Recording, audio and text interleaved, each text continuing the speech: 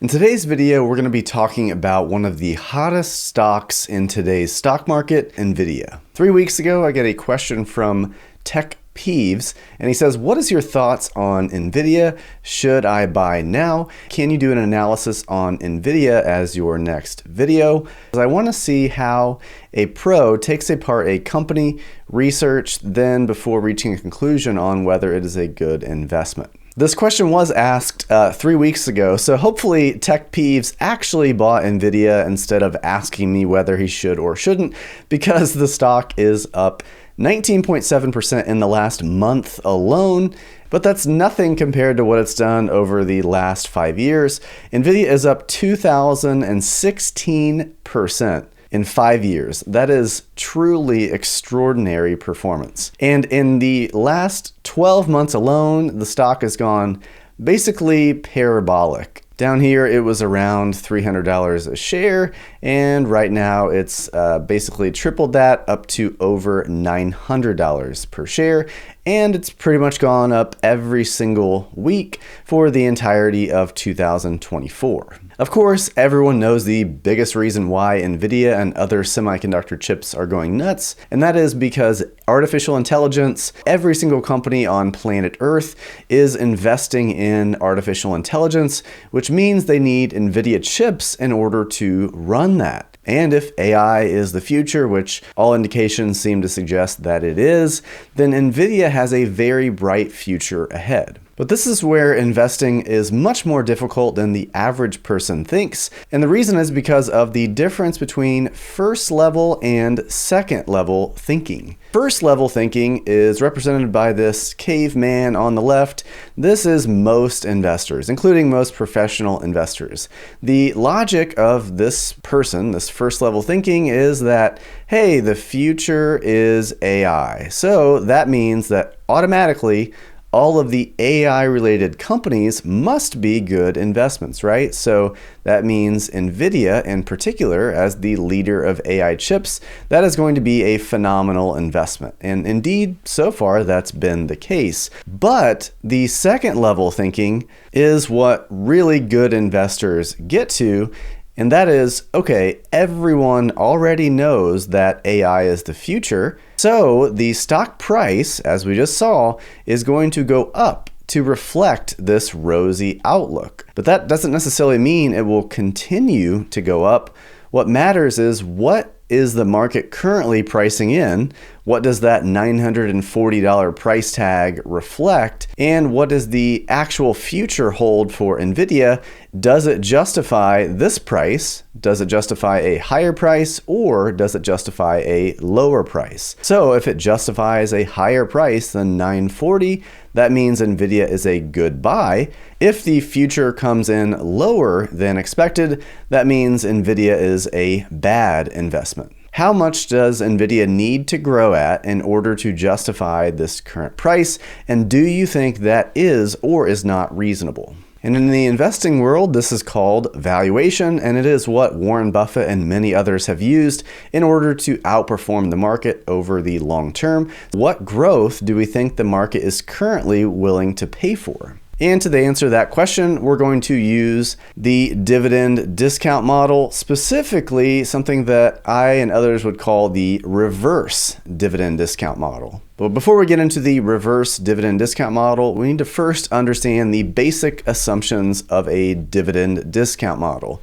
So a dividend discount model assumes that a business, and this could be a dividend or non-dividend paying business, the logic of the dividend discount model that John Burr Williams introduced, originators of the dividend discount model, and really modern valuation tools in a lot of cases rely upon John Burr Williams' founding work. But he argued, and I think correctly so, that a business is only worth what its owners can take out in the future, which are dividends. So any company, whether it pays a dividend today or not, is only worth money if it will at some point in the future pay dividends to its owners. And logically, I think this has to be true. If you have a company that you own, it can be a private business or any business, if you own the business and you know for sure that business will never pay you anything out of the business, it will only earn profits, pay employees, reinvest money back into the business,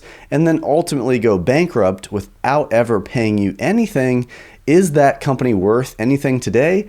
I would argue, and John Burr Williams would argue, that no, that business is not and cannot logically be worth anything. Therefore, all value today is based upon the expectation that a company will pay dividends in the future, and that is what the dividend discount model assumes. It also assumes that you probably want to earn some kind of return on your investment that is called a discount rate. So if a company is going to pay you $1 million in dividends over the next 20 years, you do not want to pay $1 million for that business today, because if you did, you're going to earn a 0% return. So if you want to make more than 0%, you're going to have to discount all of these cash flows back to today's value. And we can do that with a time value of money calculation. But let's say maybe you pay $300,000 today. So over time, as you collect your $1 million in dividends, you will have earned a 10% return on this $300,000 initial investment. And the third assumption is that companies tend to have what's called a fast growing phase and then more of a constant growing phase. So you cannot grow your earnings at, say, 100% per year, basically like Nvidia is doing. You cannot do that forever, because eventually your company would exceed the entire market value, the entire GDP of the entire global economy. And we know that the future economy is not going to be entirely semiconductor chips. And even if it is, that industry is going to be across multiple competitors. It's not just going to be Nvidia. Eventually, all companies must grow at the rate of the overall economy or less. Now let's get into the nitty-gritty of Nvidia, and let's actually build this reverse dividend discount model to see whether it's a good value or not. What we've got here is Nvidia's sales over the prior 12 months. So I've heard a lot of people say that this is like the 1990s tech bubble, but it's really not. I mean, there's a lot of sales justifying why Nvidia is doing what it's doing. Stock prices basically tripled, but if you look at sales, they have more than doubled. And their profits, their earnings, have actually more than tripled. So if you go back here to about a year ago, they were earning about $5 billion in earnings, and now that is almost $30 billion. But of that $30 billion, they only pay $395 million in dividends. And so this is where the concept of payout ratio comes into play. So a payout ratio simply tells us, okay, how much of this company's earnings, in this case here, are they paying out as dividends? So $395 million in dividends divided by $29.7 billion in profits means that they're paying out roughly 1%. The analogy that I'm going to use for a more mature semiconductor company is Texas Instruments, and for reference, they pay out 71%. Over time, it's fair to assume that Nvidia is probably going to increase their payout ratio from 1% to something higher than that. And the last piece of the puzzle here is market cap. So right now, the market is saying that Nvidia's entire business is worth about $2.2 trillion. So in this dividend discount model, we are going to basically try to back into the assumptions that Nvidia has to hit in order to justify the value here. So if we take all of those starting revenues here in year one, we've got the payout ratio here, dividends here, we are estimating that the payout ratio is going to go from 1.3%, which is where it is today, to 71% in 15 years, which is where it's going to be a more mature company. We're also saying that the long-term growth rate of Nvidia is going to be 5%, and that is roughly equal to the nominal GDP growth of the US economy over time. So at that point in time, Nvidia is not going to be growing at 300% per year like they have been recently. That's going to slow, which it logically must. So using these assumptions, we can back into just how quickly they need to grow in order to justify this market cap. we will put in a growth rate over the next 15 years that results in the discounted present value of all of these dividends over time back to today. We'll sum all of those up and try to find where it reaches roughly the current market value of Nvidia down here below. This model in year 15 is suggesting that Nvidia would need to earn $480.6 billion with a B, and of those profits, they would need to pay out 71%, or $341.2 billion in dividends. If we discount that back to today at 10% for 15 years, that is worth in current dollars about $81.6 billion.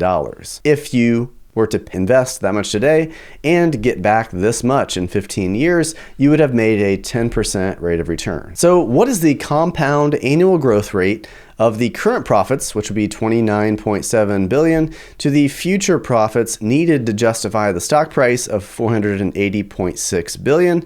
It turns out that is 20.4%. So Nvidia right now, based on its current profits of $29.7 billion, they need to grow that at 20.4% per year every single year for the next 15 years. If they can do that, they will earn $480 billion, and that will justify the current price tag at a 10% rate of return. That is a very extraordinary feat. And to figure out just how extraordinary it is, let's take a look at one other company that introduced a revolutionary new product, and that is Apple. Apple introduced the iPhone back in 2007, and that has been probably the single most successful product of our generation. It's led to all kinds of profits for Apple on the iPhone itself and all the services that it's generated. Let's go back 15 years, which is what this chart does, and see just how much of an increase in net income Apple experienced from the iPhone. So if we look here, this was about $3.8 billion. That's how much Apple earned back in 2009. Today, Apple earns $100.9 billion. And if you calculate the compound annual growth rate of Apple's net income from introducing the iPhone, it comes out to 22.5%. The market is basically saying that Nvidia today is like Apple was back in 2009. Do you think Nvidia today is Apple as it was back in 2009? If that actually comes to fruition, you will make 10% annually on Nvidia's stock price today. So that's not even that great of a return, considering that stocks as a whole have historically generated roughly that amount. So really, Nvidia needs to grow faster than that in the future in order to make it a outperforming stock. So the expectations are clearly very lofty. There are also some risks to that growth. First of all, consider the size. It is much more difficult to grow a business from a big size like Nvidia is now into an even bigger one. It's much easier for companies to grow when they are small. So Nvidia at $2.1 trillion is already a massive company. And the profits that it needs to get to in order to achieve this current valuation is $480 billion. That is 4 times, almost 5 times greater than Apple's current net income of $101 billion. So investors are currently betting that Nvidia is going to earn 5 times roughly more than Apple is today. And obviously there's 15 years for that to increase, but that is still a very lofty estimate. Also, keep in mind that there's a substantial level of competition. Nvidia is going to face a ton of competition, including from Apple itself, to develop chips that compete with its own. There's also a substantial risk with execution. Managing a big company with huge growth is a very difficult task. Any kind of missteps along the way, or any kind of miss on the technology, or any poor strategy execution is also going to put that growth at risk. Ultimately, investing simply comes down to what do you think the future of the company looks like relative to what the market expects that future to look like. If you're interested in doing a more in-depth deep dive into companies and doing reverse dividend discount models of your own, I'll put a link in the description down below to my Patreon page. I'll post the Excel spreadsheet on that page where you can download it. Thank you to everyone who's currently supporting me on Patreon and YouTube Premium. Your support really helps me to offset the costs of running this channel, including all the research that I subscribe to. So if you're interested in that, or if you're just interested in supporting my work, I would love to have you join that community. Thanks to everyone for watching the video, and I will see you in the next one.